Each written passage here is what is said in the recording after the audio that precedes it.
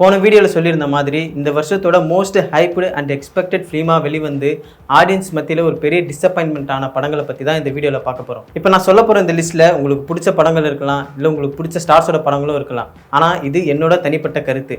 நான் சொல்கிறத ஏற்றுக்க முடியலனாலும் இதுதான் நெசம். இப்போ நான் சொல்ல போகிறது எல்லாமே ஒருத்தரை டார்கெட் பண்ணுற மாதிரியோ, இல்லை பர்சனல் அட்டாக் பண்ணுற மாதிரியோ, இல்லை வன்மத்தை கொட்டுற மாதிரியோலாம் இருக்காது. இங்கே எல்லா படங்களுக்கும் பின்னாடியும் ஒரு பெரிய எஃபோர்ட் இருக்குது. நல்ல சக்ஸஸ் ஆன படங்களுக்கும் அட்டர் ஃப்ளாப் ஆன படங்களுக்கும் பின்னாடி உழைப்புங்கிறது ஒன்று தான். அதனால் அந்த கிராஃப்ட் மேலே எங்களுக்கு பெரிய ரெஸ்பெக்ட் இருக்குது. அதே சமயம் அதில் இருக்க குறைகளை சொல்கிறதுக்கும் எங்களுக்கு உரிமை இருக்குது. ஏன்னா நம்மளால் இதை மட்டும்தான் பண்ண முடியும். இப்போ எலெக்ஷனில் தமிழ்நாட்டை சிங்கப்பூரா மாத்திரன்னு சொல்லி ஓட்டு கேட்டு ஜெயிக்கிறாங்க.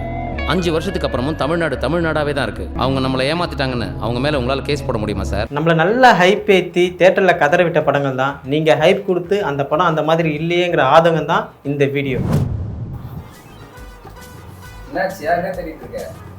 இல்லை ப்ரோ, இந்த லிஸ்ட்டில் மொதல் படத்தோட ஸ்கிரிப்டை மட்டும் காணும் ப்ரோ.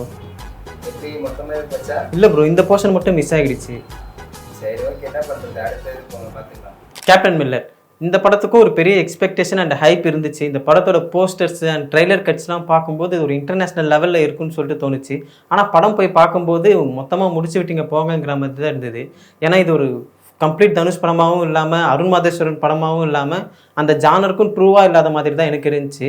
ஆனால் இது மற்ற படங்களை கம்பேர் பண்ணும்போது இந்த படம் பெஸ்ட்டு தான். இந்த படத்துக்கு நிறைய பாசிட்டிவ் ரிவ்யூவும் கிடைச்சிது. ஆனால் அருண் மாதேஸ்வரன் வரும்போது எக்ஸ்பெக்டேஷன் கூடுதலாக இருந்துச்சு. அது இந்த படத்தில் இல்லாதது பெரிய டிசப்பாயின்மெண்ட்டாக இருந்தது. The greatest of all time இந்த படமும் நான் முன்னாடி சொன்ன மாதிரி தான் அதிகமாக எக்ஸ்பெக்டேஷன் இருந்துச்சு. ஆனால் தியேட்டருக்கு போய் பார்க்கும்போது தான் அந்த அளவுக்கு இது இல்லை, நிறைய பேருக்கு ஒர்க் ஆகலைங்கிறது தெரியுது.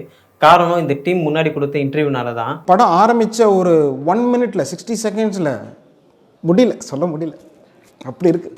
Surprises to the core. அது மட்டும் இல்லாமல் படத்தோட ட்ரெய்லர் அண்ட் இன்டர்வியூ பார்க்கும்போது கதை இப்படி இருக்கும் அப்படி இருக்கும்னு சொல்லிட்டு ஒரு யூகம் இருந்துச்சு. இவங்க ட்ரெய்லர் கட்டுமே இன்டென்ஷனலாகவே மிஸ்மேட்ச் பண்ணி கட் பண்ணி வச்ச மாதிரி இருக்குது. இது ஆடியன்ஸை சீட் பண்ணுறதுக்காக பண்ணதா இல்லை இது ஒரு மார்க்கெட்டிங் ஸ்ட்ராட்டஜியான்னு புரியல. ஆனால் படம் பார்க்கும்போது படத்தோட ஸ்டோரி லைன் ரொம்ப பழைய ஸ்டோரி லைன் மாதிரி இருந்தது வந்து அக்செப்ட் பண்ணிக்க முடியல. அதே மாதிரி டிஏஜிங்கும் ஒரு சில இடத்துல சரியாக ஒர்க் பண்ணலை. அதுவே இந்த படத்துக்கு ஒரு பெரிய டிராபேக்காக இருந்துச்சு. அந்த குளோனிங்கிற கான்செப்டுமே நிறைய பேருக்கு புரியல.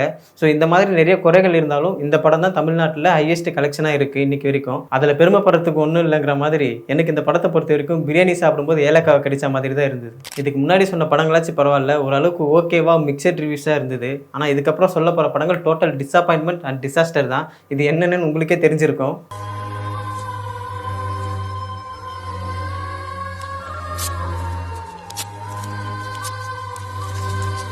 இந்தியன் 2 இந்த படம் அதிக அளவில் சோஷியல் மீடியாவில் ட்ரோலான படம். காரணம் அந்த படத்துக்கு இவங்க கொடுத்த ஹைப்பு தான். இந்தியன் 1 ஒரு கல்ட்டான மூவி. அந்த படத்தை இப்போ பார்த்தா கூட இந்தியன் தாத்தா மேலே ஒரு ரெஸ்பெக்ட் வரும். இந்த படத்துக்கு சீக்குவல் எடுக்கிறேன்னு சொல்லிட்டு தாத்தா வராரு கதற விட போறாருன்ட்டு ஆடியன்ஸை கதற விட்டாங்க. நிறைய சீரியஸான சுச்சுவேஷனில் சிரிப்பு வர மாதிரி சீன்ஸ் எடுத்து வச்சிருக்காங்க. இதெல்லாம் பார்க்கும்போது சங்கர் தான் இந்த படத்தை எடுத்தாரா இல்லை அவரோட பொண்ணு அதித்தி சங்கர் வந்து எடுத்தாங்களான்னு தெரியல. அந்த அளவுக்கு கிரிஞ்சா ட்ரோல் மெட்டீரியலாக இருந்தது இந்த படம். இது ஒரு பக்கம் இருந்தாலும் இந்த டீம் இன்னொரு சம்பவம் பண்ணாங்க ப்ரெஸ் மீட்டில். அது எப்படி ஒருத்தரை பார்த்தாலே அடிக்கணும்னு தோணுங்கிற மாதிரி நீங்களே பாருங்களேன். எதுவும் மாறலையே கம் பேக் இண்டியன், எவனோ திருந்தலையே கம் பேக் இண்டியன், லஞ்சம் லஞ்சம் லஞ்சம். அதுதான் படம், வந்து பாருங்க. இந்த அளவுக்கு இரிட்டேட்டிங்காக பண்ணிட்டு படத்தில் ஒன்றும் இல்லைன்னா ஆடியன்ஸ்க்கு கோவம் வருமா வராதா? அது மட்டும் இல்லாமல் படம் ரிலீஸ்க்கு அப்புறம் ஆடியன்ஸ்க்கு படம் பார்க்க தெரியல, படத்தை அப்ரோச் பண்ண தெரியலன்ற பேச்செல்லாம் தேவையா? இதில் வேற இந்தியன் பார்ட் 3 வேற எடுக்க போறாங்களா? அதில் வேற என்ன பண்ண காத்திருக்காங்களோ. இந்தியன் ஃபிலிம் இண்டஸ்ட்ரி வாயை பொழந்து பார்க்க போறாங்க. Kanguva over hyped and promotion. இந்த படம் டெக்னிக்கலாக நல்ல ஒர்க்கு தான். ஆனால் இது டிசாஸ்டர் ஆனது காரணம் முழுக்க அந்த படத்தோட டீம் தான். படத்தோட டைரக்டர், ஆக்டர், ப்ரொடியூசர்லேருந்து அவங்க பேசின பேச்சு தான் இது எல்லாத்துக்குமே காரணம். ஒழுங்காக நார்மலாக ப்ரொமோஷன் பண்ணிட்டு எதுவும் பேசாமல் இருந்தால் கூட பரவாயில்ல, படம் டெக்னிக்கலாக நல்லா இருக்குன்னாச்சும் சொல்லியிருப்பாங்க. படம் இப்படி இருக்கும் அப்படி இருக்கும், 2000 கோடி கலெக்ட் பண்ணும், இந்தியன் சினிமாவில் புது ரெக்கார்டு கிரியேட் பண்ணோம் அப்படி இப்படின்னு சொல்லி ஆடியன்ஸை உள்ள வர வச்சு ஓப்பனிங்லேயே முடிச்சு விட்டாங்க. எந்த படமுமே நல்லா இருக்கக்கூடாதுன்னு யாரும் எடுக்க போறதில்ல.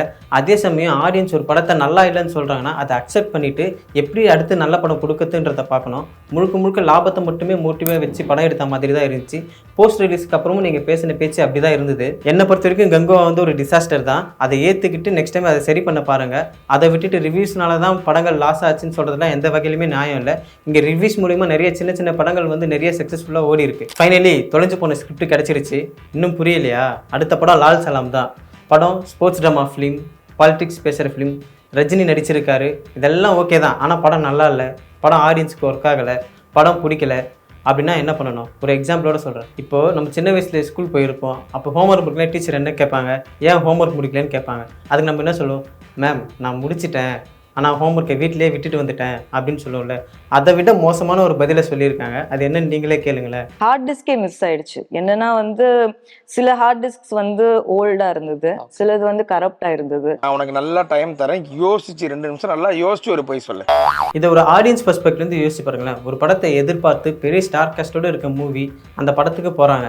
படம் நல்லா இல்லை, மொக்கையாக இருக்குது. என்ன பண்ண முடியும்? டைம் அண்ட் மணி வேஸ்ட்டு தான். அதை நீங்கள் அக்செப்ட் பண்ணிக்காமல் உட்காந்து டிஃபெண்ட் பண்ணிட்டு இருக்கீங்க. இப்போ நீங்கள் இதை எக்ஸ்பிளைன் பண்ணுறதுனால ஆடியன்ஸ்க்கு ஏதாவது ஒரு பெனிஃபிட் இருக்கா? ஆடியன்ஸ் பார்க்கணும் தான் ஒரு படமே பண்ணுறீங்க. பட் அது ஆடியன்ஸ்க்கே பிடிக்கலைங்கிற பட்சத்தில் அதை எக்ஸ்பிளைன் பண்ணி என்ன யூஸ் இருக்குது? இந்த எஃபோர்ட்டை ஸ்கிரிப்ட் அண்ட் ஸ்க்ரீன் பிளேல போட்டிருந்தால் படம் இன்னும் கொஞ்சம் நல்லா இருந்திருக்கும். ஃபிலிம் மேக்கர்ஸ் அண்ட் ப்ரொடியூசர்ஸ், படம் மக்களுக்கு பிடிக்கணும்னு பண்ணுங்கள், நல்ல படங்களை பண்ண ட்ரை பண்ணுங்கள். கமர்ஷியல் சக்ஸஸ் எல்லா படங்களுக்கும் தேவை தான், இல்லைன்னு சொல்லலை. ஆனால் முழுக்க முழுக்க அதை மட்டுமே மைண்டில் வச்சு ஒர்க் பண்ணாதீங்க. ஒரு படம் மக்களுக்கு பிடிச்சதுன்னா அது ஆட்டோமேட்டிக்காக கமர்ஷியல் சக்ஸஸாக மாறும். அதுக்கு நிறைய படங்கள் இங்கே உதாரணத்துக்கு இருக்குது.